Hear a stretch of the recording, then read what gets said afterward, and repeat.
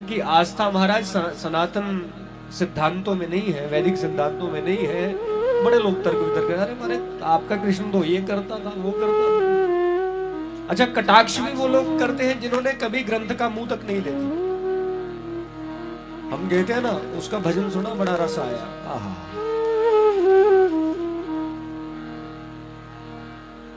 उसका भजन सुना, भगवान का बड़ा रस आया। अरे कथा में बड़ा रस था महाराज, कथा में बड़ा रस था। अरे महाराज, इस आम का रस बड़ा मीठा है, बड़ा रस है आम रस से भरा हुआ। रस माने वो पदार्थ जो हमें आनंद की अनुभूति करवाए, समझ गए? रस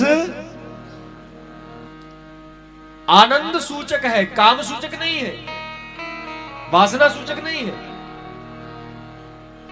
और रस आनंद की कोई सीमा होती है, रस की कोई सीमा होती है। रस तक जब तक मुंह में है तब तक आनंद आएगा, मीठा लगेगा। जब समाप्त हो गया तब कुछ नहीं, रस समाप्त समाप्त। रस की एक सीमा है, लेकिन जब रस असीमित हो जाए, जब रस का आनंद समाप्ति ना हो, उसको रास कहते हैं। और प्रत्येक गोपी के मन में ये इच्छा थी, 8 साल के कृष्ण को देखकर। यहां पर कई बच्चे 8 साल के होंगे,